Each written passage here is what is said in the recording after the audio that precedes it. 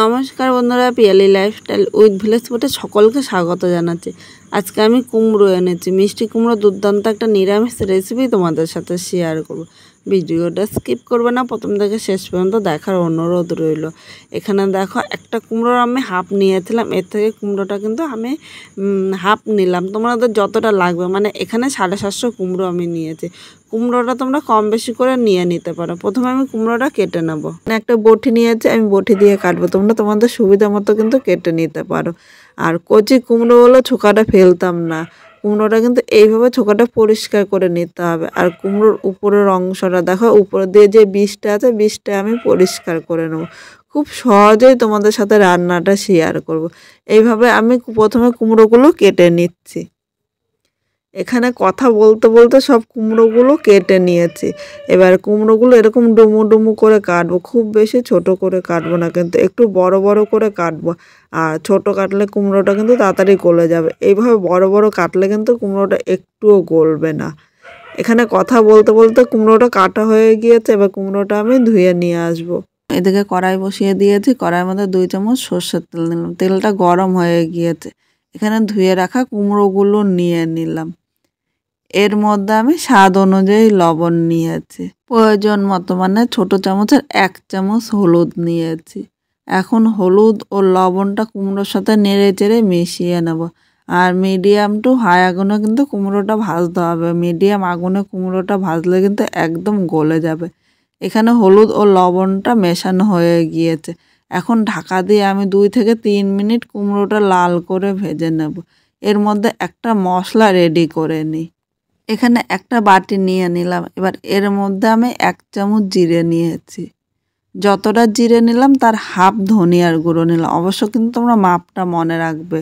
যে কোনো রান্নায় কিন্তু জিরে ধনিয়ার গুঁড়ো সমান নিলে তাহলে ধনের গন্ধটা বেরোয়। এবার সামান্য একটু কাশ্মীরি লঙ্কার গুঁড়ো নিলাম। এটা কিন্তু ঝালের জন্য না, শুধুমাত্র কালারের জন্য নিয়েছি।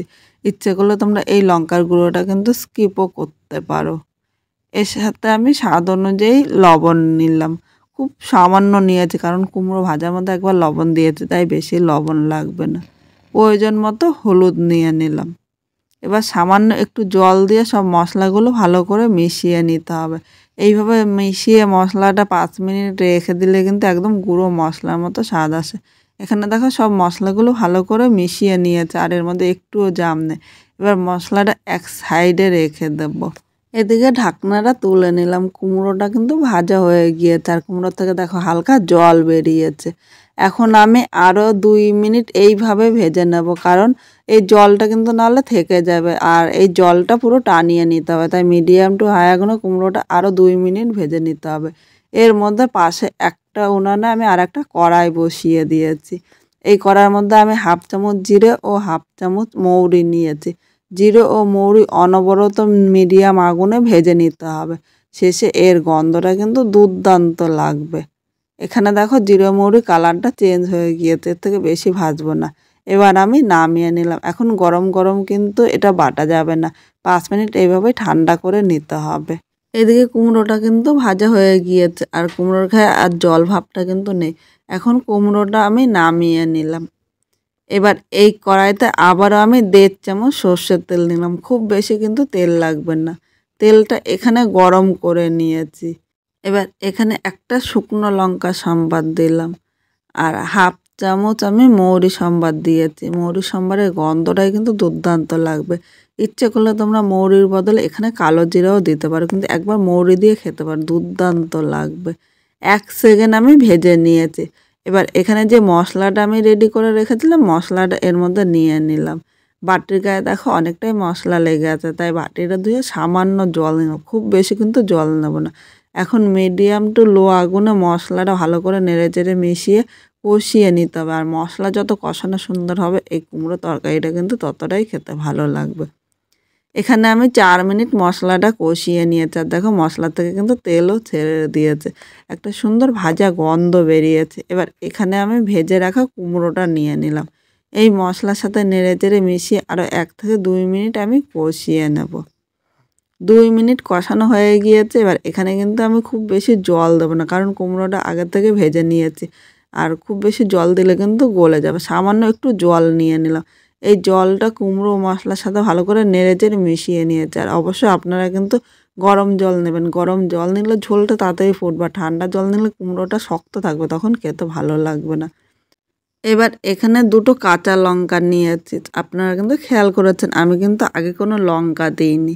তো এই লঙ্কাটা এর সাথে নেড়েচেড়ে মিশিয়ে নিলাম। আর কুমড়োর এই তরকারিটা একটু ঝাল মিষ্টি হলে খেতে দুর্দান্ত লাগবে।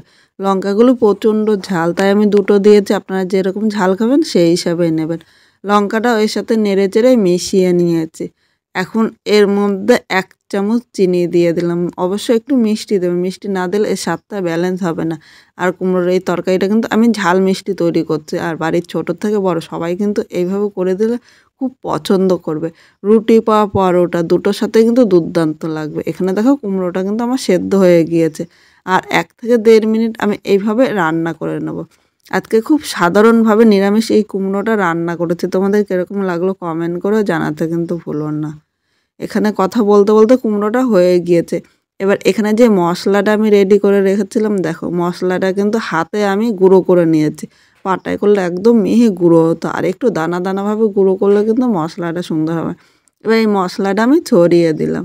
এবার এর সাথে নেড়েচেড়ে মিশিয়ে নিলাম। এই মশলার গন্ধটা কিন্তু কুমড়োর তরকারিটা খেতে দুর্দান্ত লাগবে। যে কোনো রান্নায় একটু ভাজা মশলা দিলে তার স্বাদটা কিন্তু দ্বিগুণ বেড়ে যায়। এবার এখানে আমি একটু ধনেপাতা কুচি নিলাম। যারা ধনেপাতা পছন্দ করেন না তারা স্কিপ করতে পারে, কিন্তু একটু ধনেপাতা দিলে খেতে দুর্দান্ত লাগবে। ধনেপাতাটা এর সাথে নেড়েচেড়ে মিশিয়ে নিয়েছি। এখন কিন্তু আমি উনানে আগুনটা একদম বন্ধ করে দিয়েছি, কারণ ধনেপাতা দিয়ে জাল দিলে ধনেপাতার গন্ধটা থাকে না। নতুন কোনো বন্ধু এই ভিডিওটি দেখতে আসলে ভালো লাগলে তোমাদের একটা লাইক ও শেয়ার করো, কমেন্ট করতে কিন্তু ভুলো না। এরকম আরও নতুন নতুন ভিডিও পেতে আমার পাশে থেকেও, যাতে নতুন নতুন ভিডিও আপলোড করার সাথে সাথে তোমার কাছে পৌঁছিয়ে যায়। এখানে কুমড়োর তরকারিটা হয়ে গিয়েছে আর নামিয়ে নিয়েছি। এটা দেখতে যতটা সুন্দর হয়েছে খেতে কিন্তু ততটাই সুস্বাদু হয়। বাড়ির ছোটোর থেকে বড় সবাই কিন্তু খুব পছন্দ করবে, আর একবার এইভাবে করে দিলে বারবার কিন্তু করার জন্য বলবে। পুরো ভিডিওটা দেখার জন্য তোমাদের অসংখ্য ধন্যবাদ।